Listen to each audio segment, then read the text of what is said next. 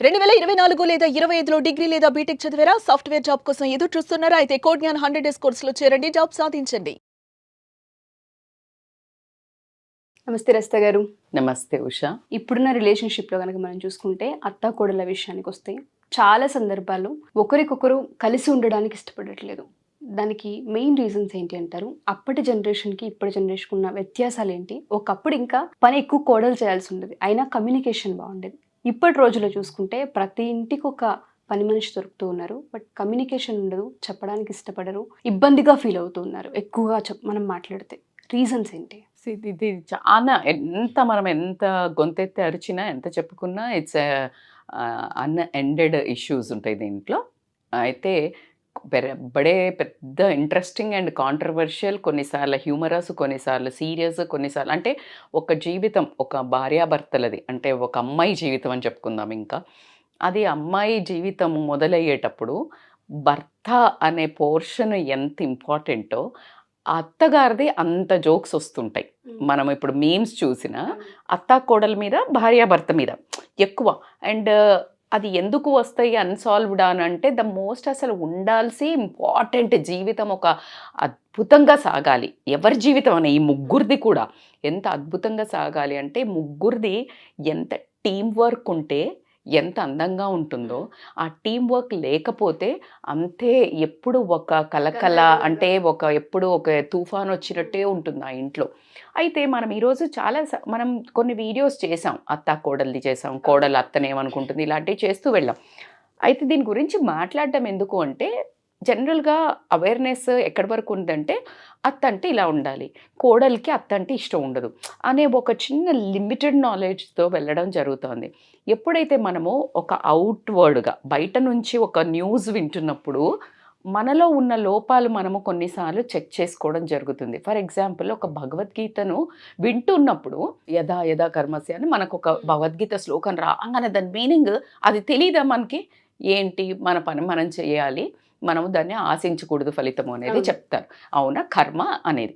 So అది మనకు తెలుసు, కానీ అది విన్నప్పుడు అసలు ఎవరో ఒక సూపర్ పవర్ వచ్చి చెప్పినట్టు ఒక్కొక్కరికి ఏమో ఒకసారి విన్నప్పుడు అదే రోజు వింటాం, కానీ ఒకసారి అలా ఒక జ్ఞానోదయం అవుతుంది. నేను ఒక లెటర్ రీసెంట్గా ఎక్కడో నాకు అక్రాస్ అంటే నేను ఎక్కడ చూశాను అనేది గుర్తు రావట్లేదు, మరి యూట్యూబ్లోనే సమ్వే ఐ హర్డ్. అయితే నేను కూడా దీన్ని నాదైన శైలిలో కనీసం మనకంటూ కొంత వ్యూవర్స్ ఉన్నారు, సుమన్ టీవీకి అంతా కొంత వ్యూవర్స్ ఉన్నారు, వీళ్ళకి ఒకసారి ఓవరాల్ వ్యూగా ఇచ్చినట్టయితే ఏమైనా కొంతమంది అత్తలు గనక అలా చేస్తూ ఉంటే వాళ్ళు కరెక్షన్ చేసుకోవటం కానీ కోడళ్లకు కాస్త ఓదార్పు కూడా కనిపించిద్దేమో అన్నంత ఈ ప్రయత్నం ఎందుకు? ఏదో దీన్ని తీసుకొని చర్చ చేసి మనకు వచ్చేది ఏమీ లేదు. ఎవరికైనా చిన్నగా ఒక్కరైనా మార్పు వచ్చినా కూడా ఇంకంతకంటే ఏం కావాలి, మనది ఈ ప్రయత్నం అయితే సక్సెస్ఫుల్ అన్నట్టు. ఫస్ట్ పాయింట్, అత్తకు కోడలు ఏం రాసిందంటే జనరల్గా ఇది కాంట్రవర్షియల్ అని మనం మాట్లాడుకుంటే ఒక కోడలు అత్తకు రాసింది, అత్తయ్య, ప్రియమైన అత్తయ్య గారికి నేను నా ఒక భావాలను ఈ ఒక లేఖలో పెట్టదలుచుకున్నాను. అందులో ముఖ్యంగా ఫస్ట్ నాకు ఆశ్చర్యం వేసింది ఏంటంటే మీ ఇంటికి రాగానే మేము అంటే జనరల్గా మీరు ఇందాక మాట్లాడినట్టు ఇద్దరు ఒక దగ్గర ఉండడానికి ఇష్టపడట్లేదు. ఆ అత్తలు కూడా కాస్త భయపడే ఒక వర్గం అయితే ఉన్నారు. అమ్మ ఎందుకులే అంత నిష్ఠూరం కంటే ఆది నిష్ఠూరం బెటరు అని చెప్పేసి తిట్టించుకోవడమో, దాని తర్వాత ఇంట్లోంచి వెళ్ళిపోవడం అదొక పెద్ద టాక్ అవుతుంది కాబట్టి ఎవరిది వాళ్ళని పెడితే బాగుంటుంది అనే ఉద్దేశంతో పెడుతున్నారు. అయితే మీరు ఇంట్లో నుంచి నాకు ఫస్ట్ రాగానే వెళ్ళి అప్పుడు ఏం చెప్పారు అంటే నా కొడుకుని బాగా చూసుకో అని చెప్పారు. నాకు భలే ఆశ్చర్యం వేసింది. నేను కదా నా కుటుంబాన్ని వదిలేసి వచ్చింది, నన్ను కదా మీరు బాగా చూసుకుంటామని అడిగి తీసుకొచ్చుకుంది, నేను కదా మీ ఇంటిని రన్ చేయాల్సింది. మా అమ్మ నాన్న అప్పగింతల్లో మీ కొడుకును నాకు అప్పగించలేదు, మీకు అప్పగించారు కదా, మరి నేను బాగా చూసుకోవడం ఏంటి? తను కదా నన్ను బాగా చూసుకోవాల్సింది. మీరు ఇలా చెప్పంగానే నాకు ఒక రవ్వ ఆశ్చర్యం వేసింది. పైగా మీరు ఒకసారి ఆలోచించితే ఇప్పుడు నాకు కూడా అదే తోస్తోంది, వాళ్ళకి కదా మనం ఇవ్వాల్సింది, మన చేయిని కదా పెట్టాల్సింది లేడీ చేతిలో. ఎక్కువ మంది, నేను కూడా చాలా మా తమ్ముడిని బాగా, ఇప్పుడు మా ఇంట్లో కూడా జనరల్గా చెప్తుంటారు మా తమ్ముడిని బాగా చూసుకుంటున్నాం. ఆశ్చర్యం వేస్తా ఒక డైలాగే నేనైతే చాలా ఒక రకమైన కన్ఫ్యూజన్ స్మైల్ ఇస్తానులేండి వాళ్ళకి, అది పక్కన పెడితే బాగా చూసుకోవడం అంటే ఏంటి అంటే ఎక్కడ మీరు గమనించండి కొంతమంది, నేను ఇది మళ్ళీ అందరూ హార్ట్కి తీసుకోకండి, ఎవరు చేస్తున్నారో వాళ్ళకి తగిలి వాళ్ళు మారితే సరిపోద్ది. భర్తలు కూడా ఏంటి, ఆఫీస్ నుంచి రాగానే ఒక షూ అక్కడ, ఒక సాక్స్ ఇక్కడ అలా పెడితే తీయాలా అంటే, మనిషి ఎక్కడ కూర్చుంటే అక్కడికి నీళ్లు తీసుకెళ్ళి ఇవ్వటము, ఎక్కడ కూర్చుంటే అంటే ఫ్యాన్ వేసిన ఫ్యాన్ బంద్ చేయడానికి ఒక మనిషి, ఇవి చెయ్యడానికి దీన్నా బాగా చూసుకోవడం అంటే, మరి నన్ను కూడా చూసుకోవాలి కదా, నేను నా కుటుంబానికి వదిలేసి వచ్చాను కదా. రెండొక పాయింట్ నాకు తట్టింది, మీరు చేసే పనుల్లో మీరు ఎప్పుడూ మాట్లాడుతుంటారు నా కొడుకు గురించి నాకు తెలుసు అని. మీకేం తెలుసో అక్కడే ఆగండి. కొడుకు కరెక్ట్ అని చెప్పొచ్చు తల్లి, నాన్న మంచి నాన్న అని చెప్పొచ్చు పిల్లలు, ఒక సమాజంలో ఒక మంచి పౌరుడు అని సమాజం చెప్పొచ్చు. మంచి భర్త అని ఆమోదం ఎవరివ్వాలి? భార్య మాత్రమే ఇవ్వాలి. ఆ టైటిల్ మీరు ఇవ్వకండి. నేనేదైనా ఒక సందర్భంలో ఇలా చేశాడు అని చెప్తుంటే, నా కొడుకు అలా చెయ్యడు, నా కొడుకు గురించి నాకు తెలుసు అని మీరు మాట్లాడతారు, ఆ మాట వెనక్కి తీసుకోండి. ఎందుకు అంటే, మీరు పెంచొచ్చు, ఎలా బిహేవ్ చేస్తాడో మీకు అడవరకు తెలుస్తుంది. తర్వాత మీరు ఒక ఉద్యోగం వచ్చి ఒక అర్హుణ్ణి కూడా చేసి ఉండొచ్చు, కానీ మీరు ఇవే షేర్ చేసుకున్నారు. నేను తనతో ఒక పడకను కూడా షేర్ చేసుకుంటాను. ఒక భర్త అనే వ్యక్తి ఎలా బిహేవ్ చేస్తాడు, ఏ మూడ్లో ఎలా ఉంటాడు, ఏంటిది అనేది ఓన్లీ నేను మాత్రమే చెప్పగలుగుతాను. అదే గనక మీరు ఇలా ఏదైనా గొడవ అయినప్పుడు, అవునా అమ్మ నేను చెప్తానులే సర్ది అని చెప్పి, అరే ఎందుకు చేస్తున్నావని కనుక మీరు మీ కొడుకును మందలిచ్చినట్టయితే నాకు అది చాలా ధైర్యంగా ఉండేది. కానీ అదే మాట, నా కొడుకు గురించి నాకు తెలుసు నువ్వేం చెప్పక్కర్లే అని మీరు అన్న ప్రతి ఒక్కసారి మీరు ఒక్కొక్క మెట్టు నాకు మీ మీద గౌరవం తగ్గుతూనే పోతోంది. ఇది చెప్పడానికి నేను చాలా బాధపడుతున్నాను. థర్డ్ మోస్ట్ ఇంపార్టెంట్, మీరు ఎప్పుడూ ఒక మాట చెప్తుంటారు, నా కొడుకు చాలా అలిసిపోయి వస్తాడు, కష్టపడి వస్తాడు, నువ్వు బాగా చూసుకో, బాగా పెట్టు అనేది జనరల్గా మన ఫ్యామిలీలో కూడా చూస్తుంటాం. అసలు నేను అత్తల గురించి మాట్లాడే ముందు అమ్మల గురించి కూడా ఇక్కడ నేను యాడ్ చేస్తున్నాను పర్సనల్గా కూడా. మీరు గమనిస్తే జంట వచ్చాడు ఇంట్లోకి, ఆఫీస్కి వెళ్ళి ఎలా రెస్పాండ్ అవుతారు? అంతకంటే ఎక్కువ గంటలు పనిచేసి వచ్చిన భార్య వస్తే, ఒక లేడీ వస్తే ఎలా రెస్పాండ్ అవుతారు? ఇంకా ఈ పేట్రియార్కీ మోడల్ అనేది మన దాంట్లో సంస్కారంలో పోవట్లేదు. నేను వాళ్ళని తగ్గించాలి, వీళ్ళనేమో మెడల్ మీద వేసుకోమని చెప్పట్లేదు. ఇద్దరు చేసే కష్టం ఎవరికైనా కష్టమే కదా. మీరన్నట్టు మగవాళ్ళకి ఇంకా స్ట్రాంగ్ ఉంటారు, శక్తి ఉంటారు, ఆడవాళ్ళు కాస్త సున్నితత్వం, ఫెమినైన్ ఎనర్జీ ఎక్కువ ఉంటుంది. మరి వీళ్ళు కదా తొందరగా ఎక్కువ అలసిపోతారు. ఎవరికి ఎక్కువ ఇంపార్టెన్స్ ఇవ్వాలి? జనరల్గా మన డిస్కషన్లో మీరు ఖచ్చితంగా కమెంట్ చేయండి. కట్ చేస్తే ఈ అమ్మాయి ఏమనిందంటే, నేను కూడా కష్టపడి వస్తాను కదా, మరి నాకెందుకు ఆ ఇంపార్టెన్స్ లేదు? తనది కష్టము, నాది మాత్రం కష్టం కాదా? ఇంకా నేను వర్కింగ్ విమెన్స్కి అయితే నిజంగా కూడా నాకు ఎప్పుడు వాళ్ళను అంటే నాతో సహా నాకంటే ఎక్కువ 9 to 5 job. I'm a freelancer, I have some control over my life, right? అదే 9 to 5 చేసేవాళ్ళు నాకు ఇలా ఎప్పుడు ఒక 4 చేతులు పెట్టుకొని కనిపిస్తారు. Usha, I don't know, somehow I respect working women a lot. అంటే అందరు విమెన్ ఇంట్లో ఉన్న వాళ్ళని ఇంకా దారుణంగా వాడతారనుకోండి, అది విషయం. సో ఆ వర్క్ మేము చేస్తున్నాము, నేను ఇంకా డబుల్ డ్యూటీ చేస్తున్నాను కదా. మరి మాకు లేని, అరే ఆ అమ్మాయికి కాస్త చేదోడు వాదోడుగా ఉండు, ఏదన్నా పనుల్లో హెల్ప్ చేయని ఏనాడైనా మీరు చెప్పారా? సరే అది చెప్పకపోయారు, కనీసం నీ పనులన్నా నువ్వు చేసుకోరా అని ఏ రోజన్నా చెప్పారా?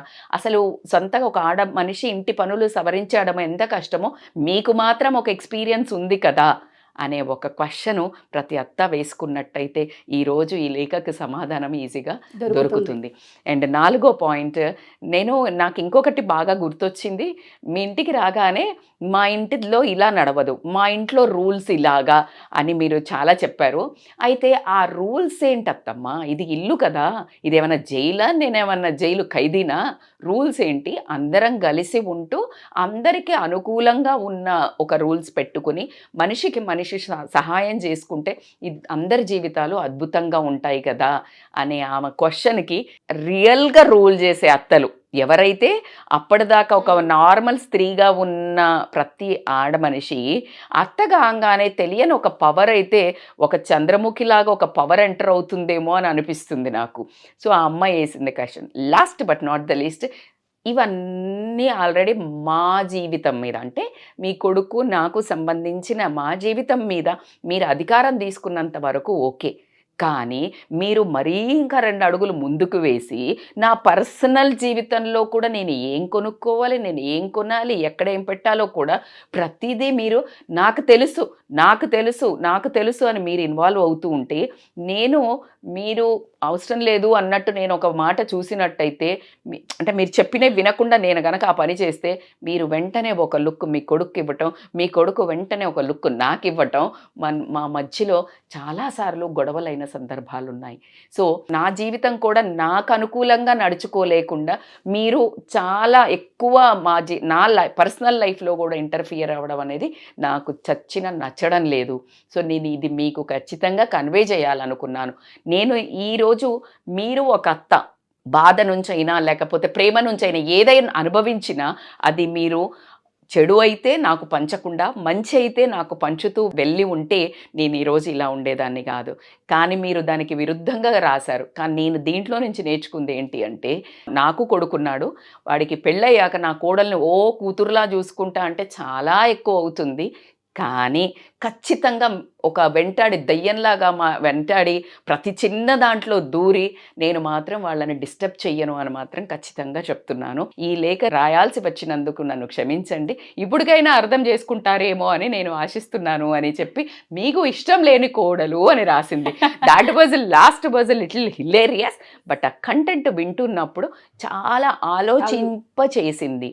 అయితే before closing I want to tell one story. ప్రతి తల్లి అంబలికల్ కార్డ్ అంటారు, అంటే బొడ్డు ఉంటుంది కదా, అది జనరల్గా 2 సార్లు కట్ చేయాల్సి ఉంటుంది తల్లి. ఫస్ట్ టైము మనం ఎప్పుడైతే పిల్లలు కంటారో ఖచ్చితంగా తల్లి అన్ని రోజులు లోపల పెట్టి మోసింది, అది కట్ చేస్తే దూరం వెళ్తాడని తెలుసు, కానీ కట్ చేస్తుంది. ఎందుకు కట్ చేస్తుంది అంటే బాబుకి మంచిది, ఎదగడానికి మంచిది, and it is not correct. So దూరం చేసినా ఎక్కడికి పోడు. ప్రపంచంలో మీరు గమనించండి, పెళ్ళికి ముందు వాడు ఎక్కడికి పోయినా ఆ బేచైని ఉండదు. తిన్నావా ఉన్నావా వరకు నువ్వు క్లాస్లో ఎవరితో ఇంత రప్చరు ఇంత ఉండదు ఫోకస్. సో ఎందుకు తిరిగి వస్తాడు అనే ఒక నమ్మకం. అదే రెండోసారి కార్డును కట్ చేయాల్సిన అవసరం ఉంది అత్తగారులు అనే తల్లులకు మాత్రము. కొడుకుని పెళ్ళైన తర్వాత ఆ సెకండ్ కార్డ్, ఇన్విజిబుల్ కార్డ్, ఆ బొడ్డు ఏదైతే అది ఇంకా ఎక్కడో ఒక అంటి పట్టుకొని ఉంటుంది కదా, అది కట్ చేయకపోవడం వల్ల ప్రతిసారి వాడు ఏం తింటున్నాడు లేదు, నీ అమానత్ అయిపోయింది. ఎక్కడికి నువ్వు కట్ చేసినట్టయితే గనక ఇంకొక అమ్మాయి జీవితంలోకి శాంతంగా మొత్తంగా ప్రశాంతంగా వెళ్ళినట్టయితేనే ఆ అమ్మాయి ఆ అబ్బాయి ఒక పరిపూర్ణమైన జీవితం గడపాల్సి.